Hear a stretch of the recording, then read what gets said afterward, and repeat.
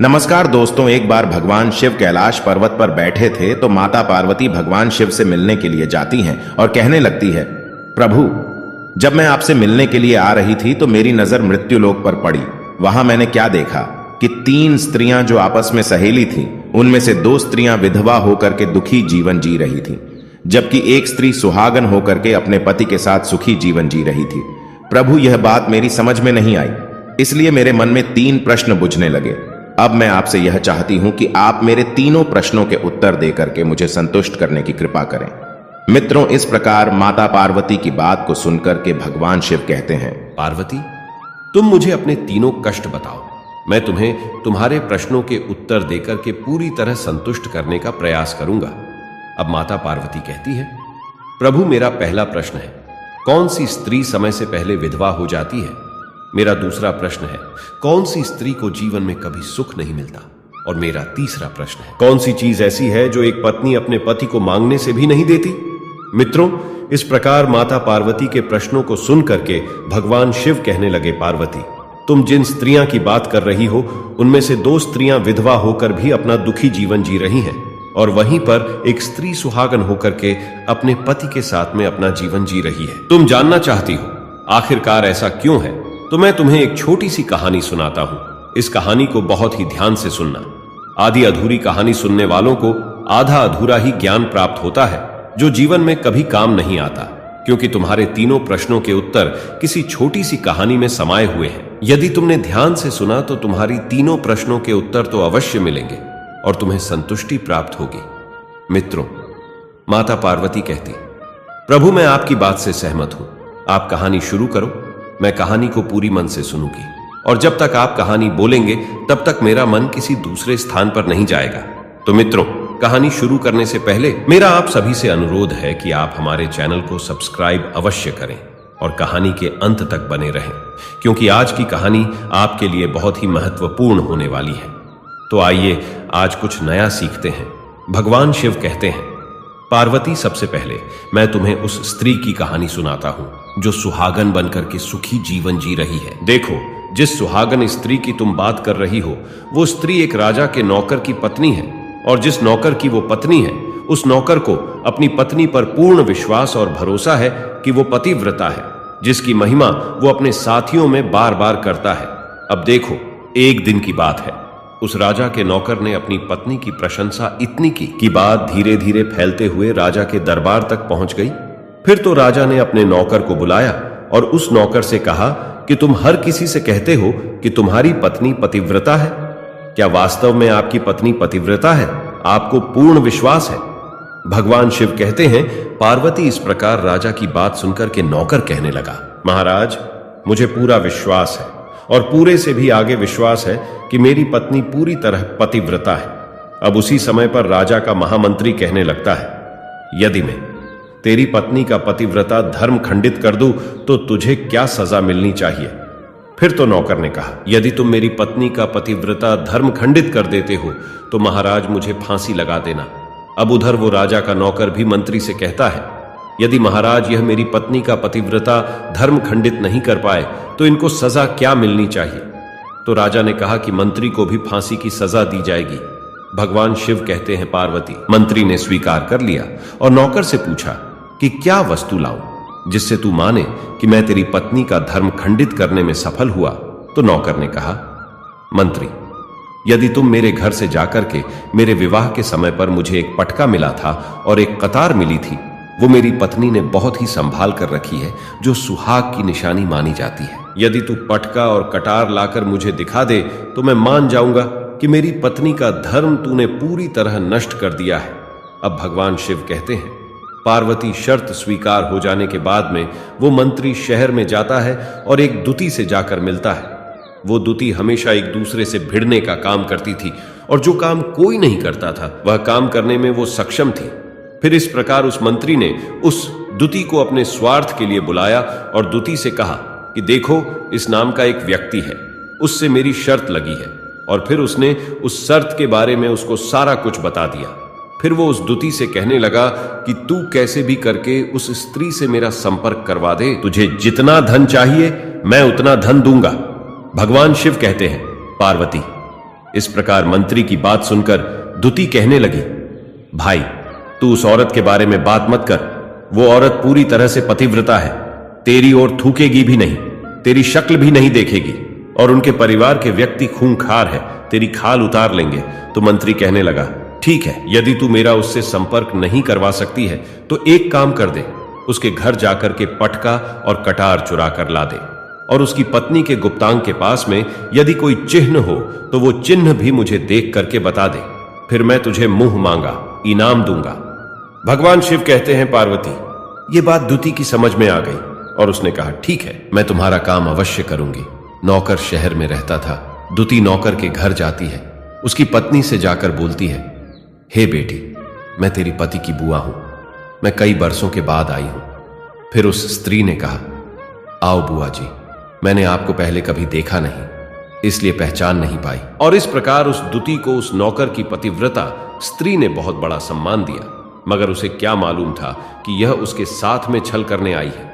अब भगवान शिव कहते हैं, पार्वती, इस प्रकार वो दुती उस पतिव्रता स्त्री के साथ में 2 दिन तक रुकी। जिस समय वो स्त्री स्नान करने लगी तो दूती उठ करके उस पतिव्रता के कमर मलने लगी। उस पतिव्रता स्त्री ने बहुत मना किया, फिर भी वो दूती नहीं मानी और कहने लगी, मुझे तो बेटी से भी प्यारी लगती हो तो मना मत करो। काफी दिनों के बाद में मेरी तुम्हारी मुलाकात पहली बार हुई है।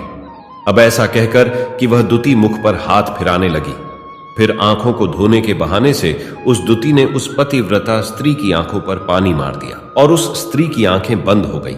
इस प्रकार गुप्तांग के पास में जांघ पर उस स्त्री के एक तिल था जो दूती ने देख लिया। बस उसका काम बन गया।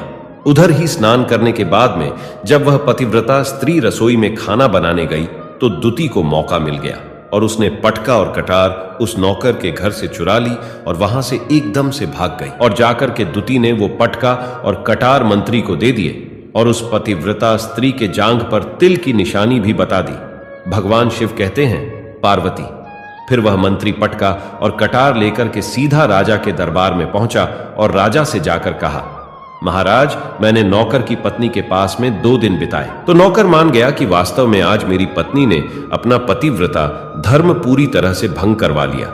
भगवान शिव कहते हैं, पार्वती, फिर तो राजा ने फांसी का दिन 15 दिन के बाद में रख दिया और कहा कि नौकर को 15 दिन के बाद में फांसी पर चढ़ाया जाएगा। और इस प्रकार से नौकर से उसकी अंतिम इच्छा पूछी तो नौकर ने कहा कि मैं अपनी पत्नी से अंतिम बार मिलना चाहता हूं।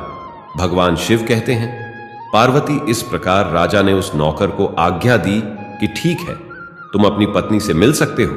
फिर नौकर अपने घर गया और अपनी पत्नी से कहा कि आपने मेरे साथ में बहुत बड़ा विश्वासघात किया। मैंने आपके विश्वास पर मंत्री से ऐसी शर्त लगाई थी कि राजा के दरबार में राजा के सामने मैंने कहा था कि मेरी पत्नी का पतिव्रता धर्म कोई नष्ट कर दे तो मुझे फांसी लगा देना। अब मुझे 15 दिन के बाद में फांसी लगा दी जाएगी। मेरे साथ विश्वासघात करके तुमने ठीक नहीं किया। भगवान कहते हैं, पार्वती, उस पतिव्रता स्त्री ने अपने नौकर पति को सारी बात बताई, मगर उसे विश्वास नहीं हुआ और वह राजा के दरबार में पहुंच गया। फिर नौकर राजा के दरबार में पहुंचा तो फिर उसे कैद में डलवा दिया गया। अब उधर नौकर की धर्मपत्नी ने परमात्मा को याद किया और राजा के दरबार में गई और राजा से नाच दिखाने की आज्ञा मांगी। भगवान शिव कहते हैं, पार्वती, उधर नौकर की धर्मपत्नी ने परमात्मा को याद किया और अपना भेष बदल करके राजा के दरबार में गई और राजा से नाच दिखाने की आज्ञा मांगने लगी, क्योंकि वो स्त्री बहुत ही सुंदर थी और उधर राजा शौकीन होते हैं। इसलिए राजा ने आज्ञा दे दी कि सभी मंत्री संतरी आदि उपस्थित होकर के इस सुंदरी का नाच करवाने की पूरी व्यवस्था करें। भगवान शिव कहते हैं, पार्वती, फिर तो सब मंत्री, महामंत्री, राजा आदि दरबार में उपस्थित हुए और फिर उस नौकर की धर्मपत्नी ने जब नाचना शुरू किया तो राजा को उस स्त्री का नाच बहुत ही सुंदर लगा। और फिर राजा ने कहा, तुम मुझसे क्या मांगना चाहती हो? तुम जो भी मांगोगी मैं तुम्हें वही दूंगा। भगवान शिव कहते हैं, पार्वती, फिर उस नौकर की पतिव्रता स्त्री ने कहा, महाराज, आपकी सभा में मेरा चोर है जिसने मेरे रुपए लिए थे मगर आज तक वापस नहीं दिए, उसे फांसी की सजा दे दीजिए। अब राजा ने कहा, ठीक है, बताओ मेरे दरबार में तुम्हारा चोर कौन है, उसका नाम क्या है? मैं उसको फांसी की सजा अवश्य दूंगा। भगवान शिव कहते, पार्वती, फिर उस नौकर की पतिव्रता स्त्री ने कहा, महाराजा, आपका मंत्री मेरा चोर है, आप इनको फांसी की सजा अवश्य दें।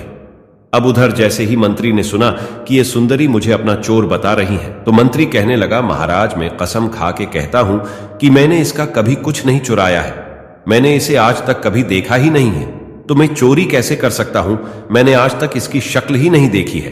अब भगवान शिव कहते हैं, पार्वती जैसे ही मंत्री ने कहा कि मैंने इस सुंदरी की आज तक शक्ल ही नहीं देखी है, तो वो सुंदरी कहने लगी, महाराज ये मंत्री मुझे जानता नहीं है, तो आप इससे यह पूछो कि ये पटका और कटार कहां से लाया था।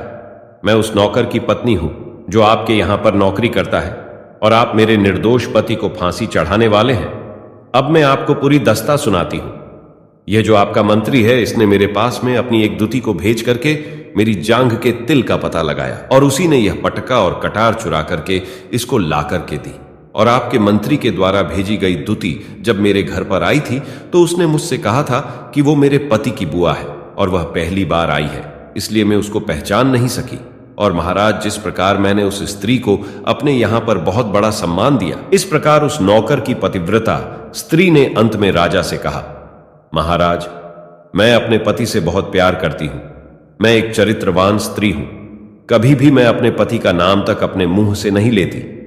भगवान शिव कहते हैं, पार्वती मेरी कहानी पूरी होती है। अब तुम अपने तीनों प्रश्नों के उत्तर सुनो।